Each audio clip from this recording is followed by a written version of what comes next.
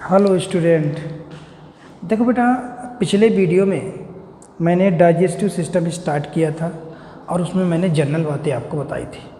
आज अपन लोग digestive system का सेकेंड लेक्चर अपन लोग पढ़ेंगे।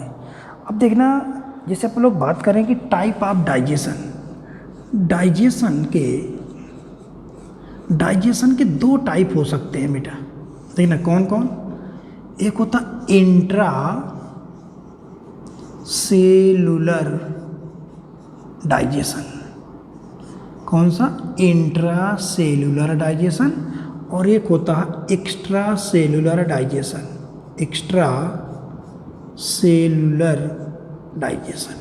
दो तरह के डाइजेशन होते हैं। इनके बारे में बेटा एक बार हम एनिमल किंगडम जब पढ़ाऊंगा तो वहाँ पे एक बार और पढ़ेंगे। तो देखना, इंट्रा सेलुलर और एक्स्ट्रा सेलुलर।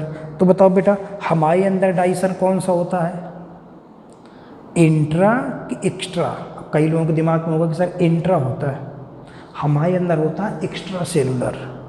इंट्रा सेलुलर का मतलब है डाइजेशन सेल के अंदर हो।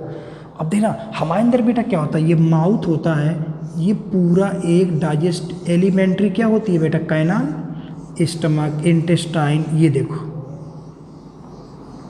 हमारे अंदर डाइजेशन कहाँ होता है बेटा, इस पाइप के अंदर होता है। एलिमेंट्री कैनाल एक हॉलो पाइप है, इस पाइप के अंदर हो रहा है ना, यहाँ डाइजेशन होता है, बस यहाँ। तो हम लोगों में डाइजेशन कौन सा? एक्स्ट्रा सेलुलर का मतलब है in these organism digestion occurs outside cell, that is in a pipe like structure alimentary canal.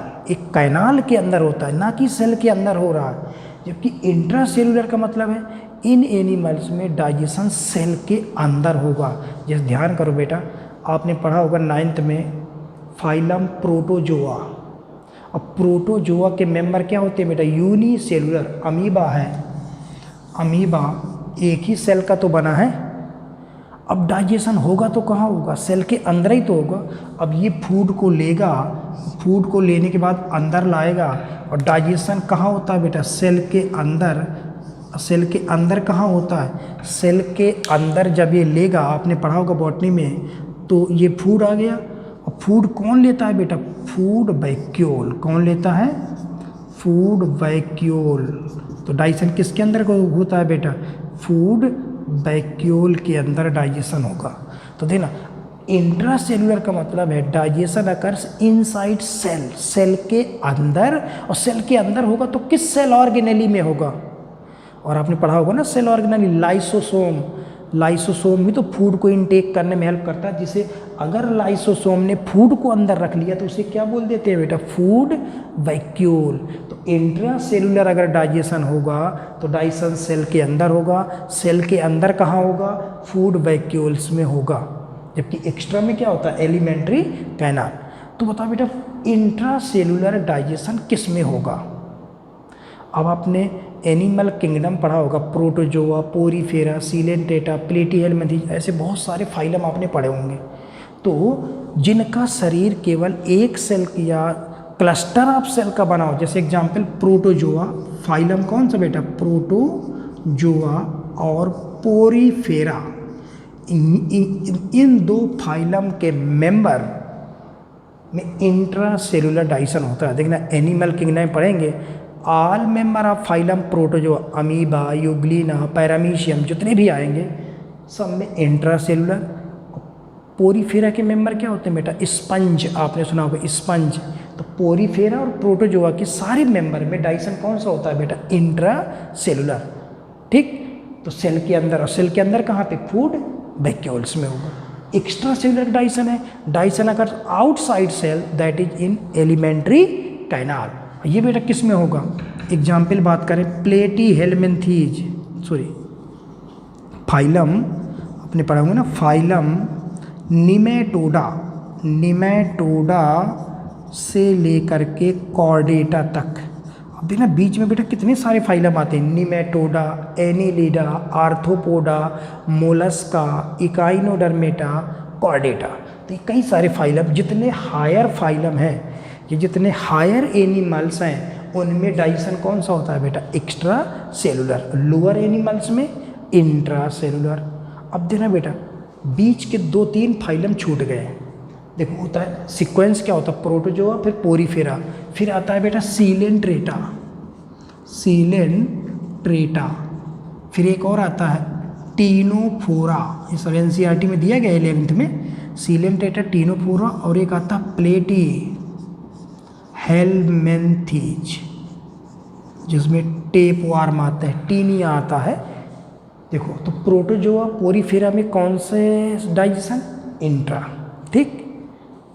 Nematoda से कॉर्डेटा तक एक्स्ट्रा, और बीच के जो 3 बचे इनमें दोनों टाइप का डाइजेशन होता है, इनमें एक्स्ट्रा भी होता है फिर इंट्रा होता है। ये आपको थोड़ा याद रखना, एनिमल किंगडम पढ़ेंगे तो अपने आप सब समझ में आ जाएगा, विथ डायग्राम बताऊंगा। देखो इंट्रा मतलब सेल के अंदर, एक्स्ट्रा मतलब सेल के बाहर।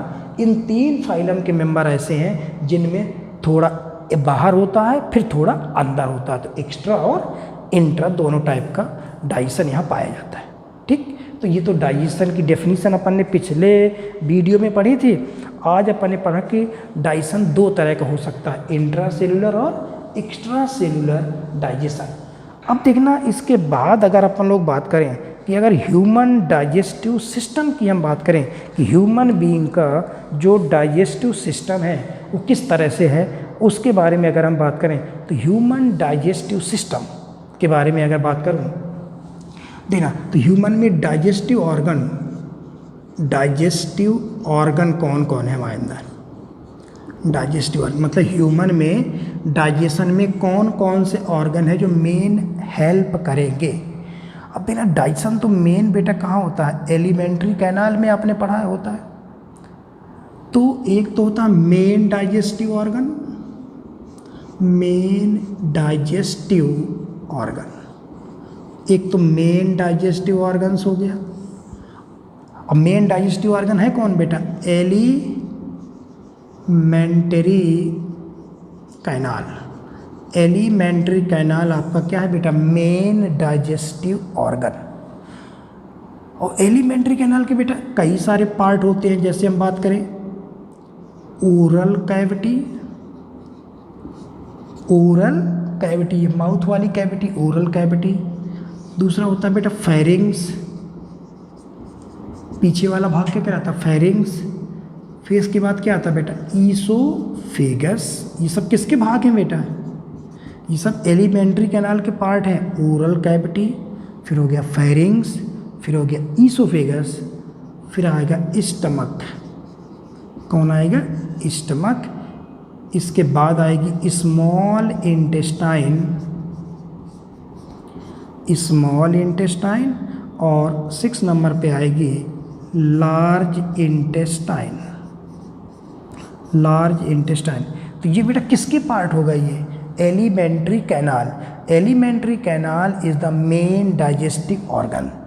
अब इंटेस्टाइन में बात करें, स्मॉल इंटेस्टाइन के बेटा 3 भाग होते हैं। एक भाग होता है इलियम, तो 3 भाग इसका, तो एक होता है डिओडिनम, डिओडिनम आगे सब पढ़ेंगे, फिर आएगा जेजुनम, जेजुनम, और तीसरा होता है इलियम, ठीक। ये किसके भाग है बेटा, स्मॉल इंटेस्टाइन। लार्ज इंटेस्टाइन के भी 3 भाग होते हैं, एक होता है सीकम, एक होता है कॉलोन, और एक होता है रेक्टम। इन सब का डिटेल अभी आगे करेंगे। तो अपन ने देखा कि डाइजेस्टिव ऑर्गन की बात करें तो human digestive organ classified into 2 categories.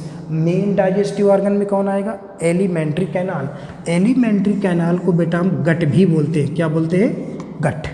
और इसके इतने सारे पार्ट हैं, सब आगे पढ़ेंगे। Oral cavity, pharynx, oesophagus, stomach, small intestine and large intestine. फिर स्मॉल के 3 भाग आएंगे, लार्ज के 3 भाग आएंगे। इसके अलावा भी कुछ और ऑर्गन्स हैं जो मेन तो नहीं है, मेन तो बेटा मैंने क्या बताया है एलिमेंट्री कैनाल, लेकिन एलिमेंट्री कैनाल के अलावा भी कुछ और ऑर्गन्स हैं जो डाइजेशन में क्या करते हैं बेटा, हेल्प करते हैं। मतलब उन्हें बोलेंगे हम एसेसरी, एसेसरी डाइजेस्टिव ऑर्गन, ऐसे ऑर्गन जो एसेसरी डाइजेस्टिव ऑर्गन, जो मेन नहीं है लेकिन डाइजेशन में हेल्प जरूर करेंगे। जैसे आपने बेटा पढ़ा होगा सलाइवरी ग्लैंड, सब आगे दिखाऊंगा मैं। सलाइवरी ग्लैंड, सलाइवरी ग्लैंड कहाँ पाई जाती है? एलिमेंट्री कैनाल के बाहर है। सलाइवा कहाँ डालेंगी? एलिमेंट्री कैनाल में। सलाइवरी ग्लैंड, लीवर, पैंक्रियाज, ये सब ग्लैंड है बेटा, ये जो एलिमेंट्री कैनाल में खुलेंगी। तो बताओ सलाइवरी ग्लैंड हो या लीवर हो या पैंक्रियाज हो, ये तीनों क्या हैं बेटा? एसेसरी ग्लैंड है ना, एसेसरी डाइजेस्टिव ऑर्गन है। तो हम क्या बोल सकते हैं? एसेसरी डाइजेस्टिव, इन्हें हम बोल सकते हैं एसेसरी डाइजेस्टिव ग्लैंड। ये कौन सी ग्लैंड है? Accessory digestive gland. और इसके अलावा बेटा कौन? टीथ भी आते हैं, टीथ भी डाइजेशन में हेल्प करते हैं। टंग, टंग भी आएगी। तो ऐसे कई ऑर्गन हैं जो मेन तो नहीं है लेकिन डाइजेशन में क्या करते हैं बेटा? हेल्प जरूर करेंगे। तो ये ह्यूमन डाइजेस्टिव सिस्टम को मैंने कुछ इस तरह से क्लासिफाइड किया। ठीक, तो डाइजेशन दो तरह के मैंने बताया, एक इंट्रा सेलुलर और एक क्या बताया बेटा? Extra cellular digestion. ठीक, अब देखना यहाँ पर फिर आपने देखा स्मॉल इंटेस्टाइन के भाग होगा ये सब, लेकिन बेटा कुछ टर्म है जो मिलते जुलते टर्म। जैसे एक चीज़ देखो आप, ये मैंने लिखा इलियम, इलियम यही स्पेलिंग थी ना, ILEUM। ठीक, इलियम हमारे बॉडी में बेटा ये टर्म भी आता, ILE की जगह IUM, ये भी इलियम, दोनों को इलियम ही पढ़ा जाता है।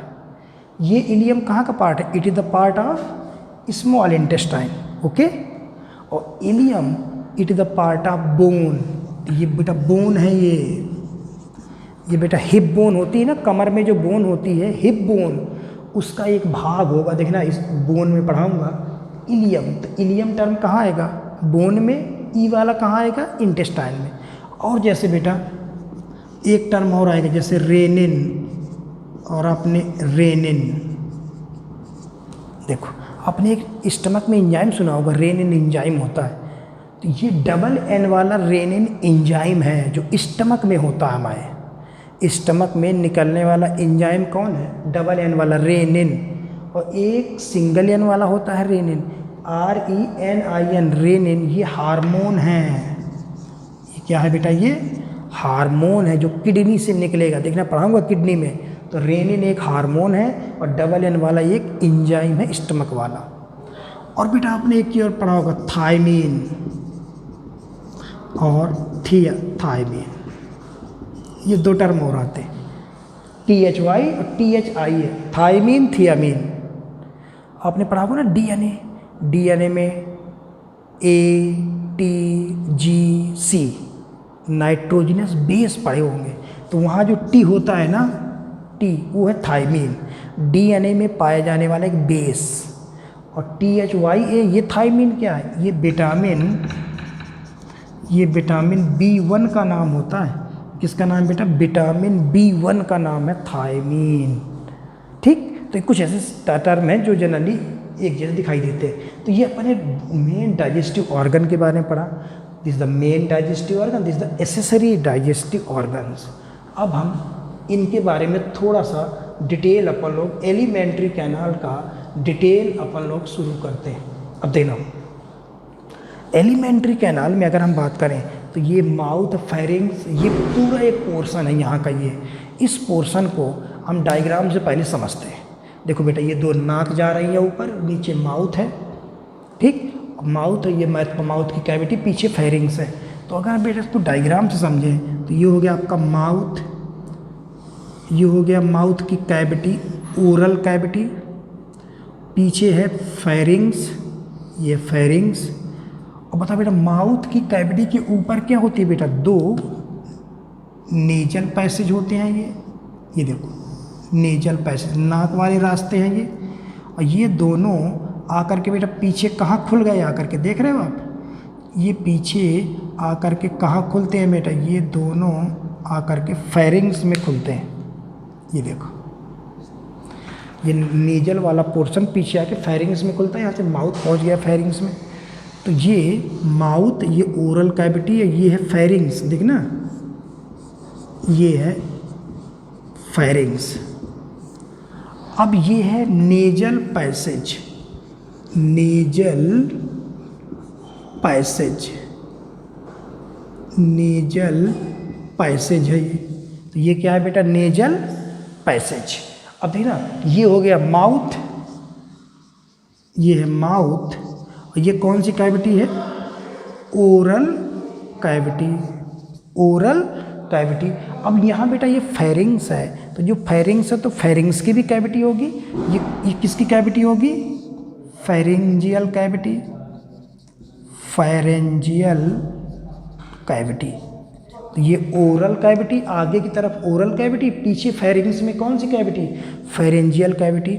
तो बताओ बेटा इस पूरे रास्ते को यहाँ से लेकर यहाँ तक की पूरी कैविटी है ना, इसलिए इन दोनों रास्तों को हम एक साथ बोल देते हैं बीपी कैविटी, बीपी कैविटी भी कहा जाता है। क्या बोलते हैं, बीपी कैविटी। बी मतलब है buccal pharyngeal cavity, buccal pharyngeal cavity. देखो बक्कल कैविटी, ओरल कैविटी का नाम होता है बक्कल कैविटी, बक्कल कैविटी, और पीछे फेरिंग्स। तो देखो ये है ओरल कैविटी, ये इसी का नाम है बक्कल कैविटी, पीछे फेरेंजियल कैविटी। तो दोनों को मिला के नाम बीपी कैविटी, बक्को फेरेंजियल।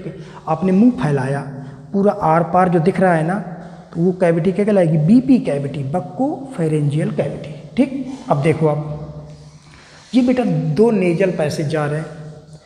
अब नेजल पैसेज बाहर खुलता है, ये दो ओपनिंग दिख रही हैं, और पीछे जाके कहाँ खुला होगा बेटा, फेरिंग्स में। तो ये जो बाहर ओपनिंग है इनका नाम होता एक्सटर्नल नोस्ट्रिल। ये जो होल है इनका नाम क्या है बेटा, नोस्ट्रिल। बाहर की तरफ हैं दो एक्सटर्नल, और ये पीछे फेरिंग्स में खुले आकर के यहाँ, इनका नाम है इंटरनल नोस्ट्रिल, इंटरनल नोस्ट्रिल। तो देखना दो तरह के नोस्ट्रिल हो गए, एक्सटर्नल नोस्ट्रिल और पीछे जो खुला वो इंटरनल नोस्ट्रिल। ठीक, अच्छा बताओ बेटा ये जो माउथ पूरी कैविटी है ना, मुंह फैलाया अपन ने, तो यहाँ से यहाँ तक आपको कैविटी दिख रही है। इस कैविटी का नाम क्या है, एक है बक्कल कैविटी और फेरेंजियल कैविटी, दोनों को मिला के नाम बीपी कैविटी, बक्को फेरेंजियल कैविटी। पूरी कैविटी का नाम है बीपी कैविटी।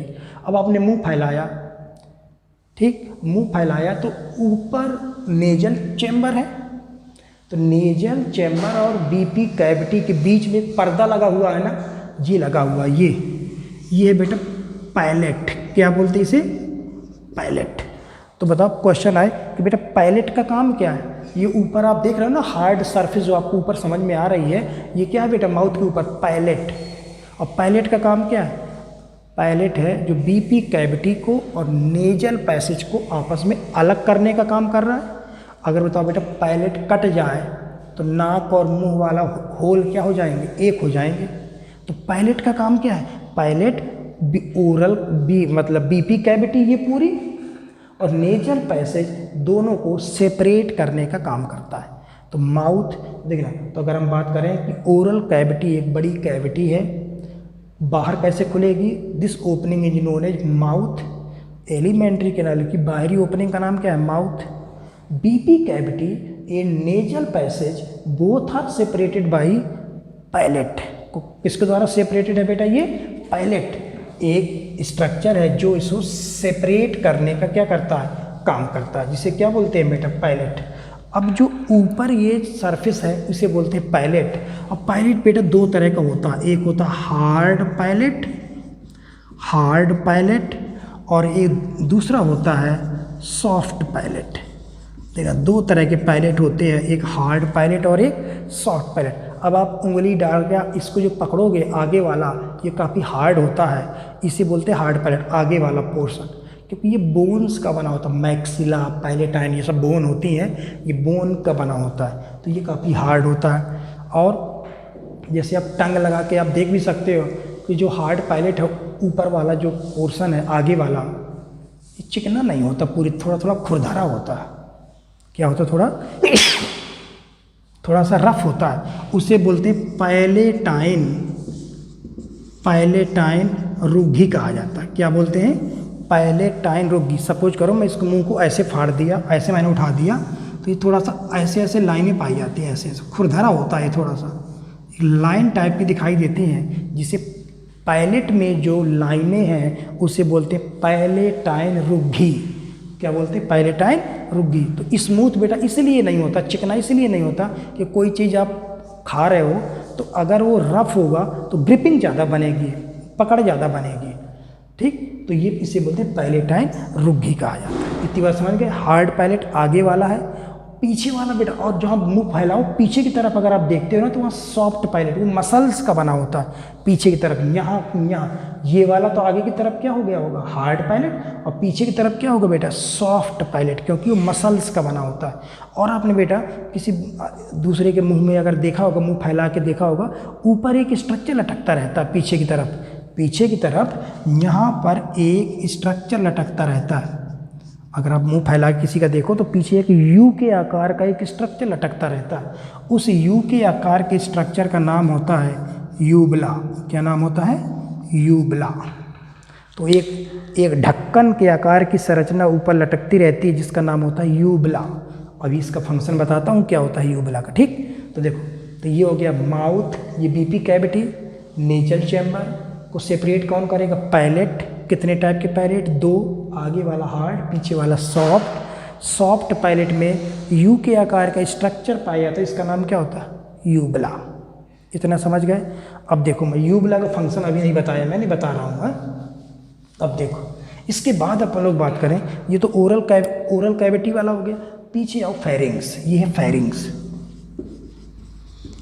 ये है फेरिंग्स। अब देखना जो फेरिंग्स है, देखो आप बेटा एयर लोगे तो यहीं आएगी, फूड लोगे तो यहीं आएगा। Pharynx is the common passage for food and air. ये फूड के लिए, भोजन भी यहीं आएगा, एयर भी यहीं आएगी, के लिए कॉमन रास्ता है। अब देखना, तो ये कॉमन पैसेज है किसके लिए? फूड और एयर। तो बताओ बेटा, फेरिंग्स से 2 पाइप डले होते हैं, एक पाइप ये और एक पाइप ये गया नीचे, इसे बोलते हैं ट्रैकिया। देखो ये जा रहा है ट्रैकिया। एक बेटा जो पाइप यहाँ नीचे की तरफ, फेरिंग से 2 पाइप ओरिजिनेट होंगे। एक पाइप का नाम है ट्रैकिया, जिसे हम बोलते हैं विंड पाइप कहा जाता है। और एक है ईसोफेगस। क्या है? ईसोफेगस, जिसे हम बोलते हैं फूड पाइप। तो 2 पाइप यहाँ से ओरिजिनेट होंगे। देखो फेरिंग, देखो फूड आएगा तो इस रास्ते में जाएगा, एयर आएगी तो इस रास्ते में जाएगी। तो एयर के लिए विंड पाइप, फूड के लिए फूड पाइप। अब बेटा क्या होता है कि फेरिंग से 2 पाइप ओरिजिनेट हुई है, समझना, एक ही ट्रैकिया और एक ये। तो बताओ बेटा, जब ये ट्रैकिया है या ईसोफेगस, ये खुल रहे होंगे ना, फेरिंग्स में खुल रहे होंगे, तो ट्रैकिया की ओपनिंग जो फेरिंग्स में खुल रही है, इस होल का नाम होता है ग्लॉटिस। क्या नाम होता है बेटा? ग्लॉटिस। ये इंपॉर्टेंट है, glottis. Glottis is the opening of trachea. Trachea जो पाइप है, जो फेरिंग्स में जो खुलेगा, उसका नाम क्या होता है? ग्लॉटिस। और ईसोफेगस की जो ओपनिंग है उसे बोलते हैं गलट्स। ग्लॉटिस और गलट क्या है बेटा? देखो, एक फेरिंग्स रहा होगा, फेरिंग्स में 2 पाइप जा रहे हैं, एक ईसोफेगस और एक ट्रैकिया। ईसोफेगस के होल का नाम गलट, ट्रैकिया के होल का नाम ग्लॉटिस। अब बेटा ग्लॉटिस के ऊपर यहाँ पर एक ढक्कन लगा होता है, ढक्कन, ये एक ढक्कन पाया जाता है जिसे बेटा बोलते हैं एपीग्लॉटिस। क्या बोलते हैं? एपीग्लॉटिस। ये एक ढक्कन होता है। अब बेटा देखना, अब देखना इसका फंक्शन क्या है। आपने पानी पिया, पानी फेरिंग्स में आया, ठीक। तो फेरिंग्स में पानी आया तो पानी लंग्स में भी तो जा सकता है ट्रैकिया के थ्रू। तो पानी कहीं फूड पाइप या विंड पाइप में ना जाए तो ये ढक्कन इसको बंद कर देगा। अब आपने मुंह फैलाया, पानी आपने पिया, तो फेरिंग्स में पानी भरा है, पानी कहीं यहाँ ना चला जाए तो ट्रैकिया के अंदर फूड या वाटर को जाने से रोकने के लिए ढक्कन इसे बंद कर देगा। फिर आपने दबाया, दबाने के बाद बेटा ऊपर भी तो 2 होल हैं, पानी ऊपर भी तो चढ़ सकता है, नाक से बाहर आ सकता है। तो उसके लिए यूबला इसे बंद करेगा। तो बताओ यूबला का काम क्या है? यूबला का काम क्या है? इंटरनल नोस्ट्रिल को बंद करना। इपीग्लॉटिस का काम क्या है? इपीग्लॉटिस का काम है ग्लॉटिस, जो ट्रैकिया का होल है, ग्लॉटिस को क्या करना? बंद करना। कब? At the time of स्वॉलोविंग of food या एट द टाइम ऑफ डीग्लूटिशन। किसके टाइम पर? डीग्लूटिशन माने होता है स्वॉलोविंग ऑफ फूड, मतलब फूड को निगलना क्या कहलाता है बेटा? डीग्लूटिशन या स्वॉलोविंग ऑफ फूड कहलाता है डीग्लूटिशन। तो बताओ जब हम कोई चीज़ को निगल रहे हैं उस समय पानी वो नाक से बाहर ना आ जाए या लंग्स में ना चला जाए, इपीग्लॉटिस इसे बंद करेगा और यूबला इसे बंद कर देगा। ठीक, तो फेरिंग्स में आप क्या देख रहे हैं? फेरिंग्स एक कॉमन रास्ता है एयर का और फूड का। फिर यहाँ से डिसाइड होगा कि किसे किस तरफ जाना है। एयर होगी तो इस तरफ जाएगी, फूड होगा तो इस तरफ जाएगा। इपीग्लॉटिस काम है कि ट्रैकी के अंदर ना कोई जा पाए, यूबला काम है कि वापस कोई रीबैक ना हो पाए। देखा होगा बेटा कई बार जब हम खाना खाते हैं, कई बार नहीं कहते कि जब कफिंग होती है तो कई बार जब कफिंग होगी तो चीज़ें ऊपर की तरफ उठती हैं, कई बार चावल नाक से आ जाते हैं, पानी नाक से आ जाता है। क्यों? जब कफिंग हुई है, ये बंद नहीं हो पाए तो चीज़ें इस रास्ते से बाहर आ जाएंगी। ठीक, तो इस तरह से ये मैंने थोड़ा सा आपको ये फेरिंग्स से, अब देखना जो फेरिंग्स है, ये फेरिंग्स से पूरा ये फेरिंग्स के 3 भाग कर सकते हैं अपन लोग। अब देखना जो फेरिंग्स है, ये देखना टोटल जो फेरिंग्स है, फेरिंग्स कॉमन पैसेज है। फेरिंग्स में टोटल 7 ओपनिंग्स पाई जाती हैं। 7 एक कोई चैम्बर है, इसमें 7 चीज़ें खुलती हैं। और ध्यान करो बेटा, पीछे मैंने कहीं पढ़ाया था आपको कि दोनों कान भी आकर के फेरिंग्स में ही खुलते हैं। यूस्ट्रेचियन ट्यूब, तेरा कान पढ़ाऊंगा तो 2 कान होते हैं बेटा, तो दोनों कानों की एक एक ट्यूब भी कहाँ खुलती है? आकर के फेरिंग्स में। Internal ear, middle ear pharynx में ही आके खुलता है। इन ट्यूब का नाम क्या होता है बेटा? यूस्ट्रेचियन ट्यूब। यूस्ट्रेचियन ट्यूब, तो देखना तो कान भी फेरिंग्स में खुलता है। तो बताओ फेरिंग्स में टोटल कितनी ओपनिंग पाई जाती हैं? 7। कौन कौन? देखो 2 हो गए इंटरनल नोस्ट्रिल, 2 हो गए कान की ओपनिंग यूस्ट्रेचियन ट्यूब, 1 हो गया ईसोफेगस की ओपनिंग गलट, 1 हो गया ट्रैकिया की ओपनिंग ग्लॉटिस, और 1 हो गया माउथ की ओपनिंग ये। अरे ये माउथ खुद आ रहा है ना, ये वाली ओपनिंग भी होगी यहाँ पे। तो टोटल कितनी ओपनिंग होती हैं? 7 ओपनिंग पाई जाती हैं। किसमें? फेरिंग्स के अराउंड टोटल 7 ओपनिंग पाई जाती हैं। इतनी बात समझ गए आप? ठीक, तो इस तरह से बस 2 टर्म यहाँ ज़्यादा इंपॉर्टेंट है, ग्लॉटिस और गलट। ईसोफेगस की ओपनिंग गलट, ट्रैकिया की ओपनिंग ग्लॉटिस। अब देखो जो फेरिंग्स है इसको हम 3 भागों में बांट सकते हैं। एक नोजोफेरिंग्स, नोजोफेरिंग्स मतलब ऐसा फेरिंग्स जो नाक जहाँ खुल रही हो, नोजो माने नोज, ये वाला पार्ट है नोजोफेरिंग्स। तो अपर पार्ट क्या कहलाएगा? फेरिंग्स का ऊपरी भाग है नोजोफेरिंग्स। क्यों? क्योंकि यहाँ पर आप क्या देख रहे हो? इंटरनल नोस्ट्रिल और यूस्ट्रेचियन ट्यूब की ओपनिंग होगी। अब ये यहाँ बेटा ट्रैकिया के आसपास क्या होता है बेटा? लैरिंग्स होता है। यहीं साउंड बॉक्स भी यहीं होता है ना, ट्रैकिया के ऊपर देखना यहीं पे थोड़ा सा साउंड बॉक्स होता है, लैरिंग्स। तो दूसरा होता है लैरिंगोफेरिंग्स, लैरिंगोफेरिंग्स। लैरिंगोफेरिंग्स मतलब ट्रैकिया के ऊपर क्या पाया जाता है बेटा? साउंड बॉक्स होता है, लैरिंग्स आवाज़ निकालने वाला, तो यहीं होता है लैरिंग्स। तो लैरिंग्स वाला फेरिंग्स का वो भाग जहाँ लैरिंग्स हो तो उसे बोलेंगे लैरिंगोफेरिंग्स। ठीक, तो यहाँ पर किसकी ओपनिंग होगी बेटा? ग्लॉटिस ट्रैकिया होगी। और एक होता है एक ओरोफेरिंग्स, ओरोफेरिंग्स। नोजो, लैरिंगो और ओरो। ओरो मतलब जहाँ ओरल कैविटी वाला हो, खाने वाला रास्ता हो, ये वाला। तो इसमें किसकी ओपनिंग होगी? गलट की। तो देखो नोजोफेरिंग्स में किसकी ओपनिंग? इंटरनल नोस्ट्रिल और यूस्ट्रेचियन ट्यूब, ऊपर वाला भाग। सबसे नीचे वाला भाग कौन कहलाएगा? लैरिंगोफेरिंग्स, जहाँ ग्लॉटिस की ओपनिंग। और ये वाला रास्ता जो खाने वाला रास्ता है वो है ओरोफेरिंग्स। ठीक, तो इस तरह से अपन ने फेरिंग्स और उसमें कई सारी चीज़ें अपन ने देखी। अब बेटा देखो यार, अब सुना होगा ना कई बार बेटा इन्फेक्शन होता है तो नहीं कहते कि टॉन्सिल फूल गए, टॉन्सिल। फेरिंग्स के अराउंड, ये फेरिंग्स है, फेरिंग्स के अराउंड 4 पेयर टॉन्सिल पाए जाते हैं। कितने पेयर? 4 पेयर। टॉन्सिल है क्या? देखिए बेटा, अब आगे बात करेंगे। लिम्फॉइड ऑर्गन्स होते हैं हमारी बॉडी में, छोटे छोटे नोड पाए जाते हैं जिन्हें हम बोलते हैं बेटा लिम्फॉइड ऑर्गन। क्या बोलते हैं? Lymphoid organs. लिम्फॉइड ऑर्गन क्या होते हैं? ऐसे ऑर्गन, देखना आगे पढ़ेंगे, ऐसे ऑर्गन जहाँ पर एंटीबॉडी का निर्माण होता हो।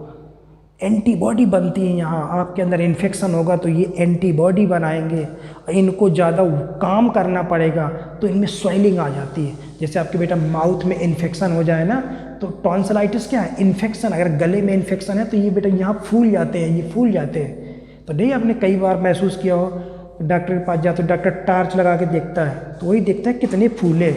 अगर इसका मतलब स्वेलिंग है, इसका मतलब आपको इन्फेक्शन है और उन लिम्फ नोड को ज़्यादा काम करना पड़ रहा है एंटीबॉडी बनाने के लिए, इसलिए उनमें सूजन आ गई।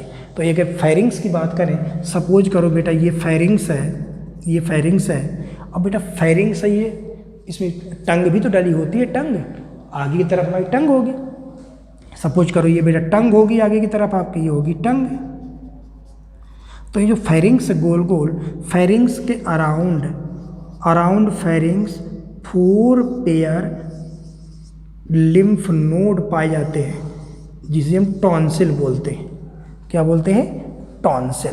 तो 4 जोड़ी एक रिंग में व्यवस्थित होते हैं बेटा। फेरिंग्स है ये, फेरिंग्स के चारों तरफ 4 pair lymphoid organ present in ring known as tonsil. जो टंग से जुड़े होते हैं उन्हें बोलते हैं लिंगुअल, इन्हें बोलते हैं लिंगुअल टॉन्सिल, इन्हें बोलते हैं पैलेटाइन टॉन्सिल, इन्हें बोलते हैं ट्यूबल टॉन्सिल और इन्हें बोलते हैं फेरेंजियल टॉन्सिल।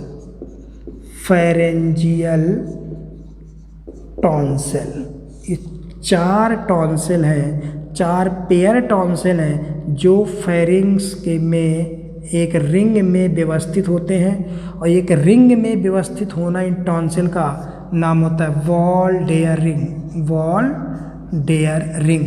तो वॉल डेयर रिंग क्या है? 4 टॉन्सिल एक रिंग में व्यवस्थित होते हैं, जिस रिंग का नाम होता है वॉल डेयर रिंग। तो ये कुछ खास नाम नहीं, इंपॉर्टेंट नहीं है बहुत ज़्यादा, लेकिन फेरेंजियल टॉन्सिल का एक नाम होता है बेटा एडिनोइड, ये ज़्यादा इंपॉर्टेंट है। तो कई बार क्वेश्चन आता है एडिनोइड क्या है? फेरेंजियल टॉन्सिल का नाम होता है एडिनोइड। अगर इन टॉन्सिल में इन्फेक्शन हुआ, अगर स्वेलिंग आती है तो उस बीमारी का नाम होता है टॉन्सिलाइटिस। क्या बोलते हैं? टॉन्सिलाइटिस कहा जाता है। अगर टॉन्सिल में स्वेलिंग आ जाना बोलते हैं टॉन्सिलाइटिस। तो इस तरह से बेटा ये डाइजेशन में कुछ जनरल बातें पढ़ रहे थे। डाइजेस्टिव ऑर्गन्स मैंने बताए, main, accessory, type of digestion, थोड़ा सा ओरल कैविटी का अपने डायग्राम देखा, पैलेट क्या होता है, nasal chamber, BP cavity, pharynx, और फेरिंग्स आपने क्या देखा? कॉमन रास्ता है फूड और एयर का। ठीक, तो यहाँ तक ये मैंने इतनी चीज़ें बताई। अब बेटा ओरल कैविटी में नेक्स्ट टर्न पे अपन लोग पढ़ेंगे, टंग भी आएगी, तो टंग का डिटेल करना है, टीथ का डिटेल करना है, फिर आगे अपन लोग ईसोफेगस और स्टमक की तरफ बढ़ेंगे। ठीक, तो नेक्स्ट वीडियो में अपन लोग पढ़ेंगे। Thank you.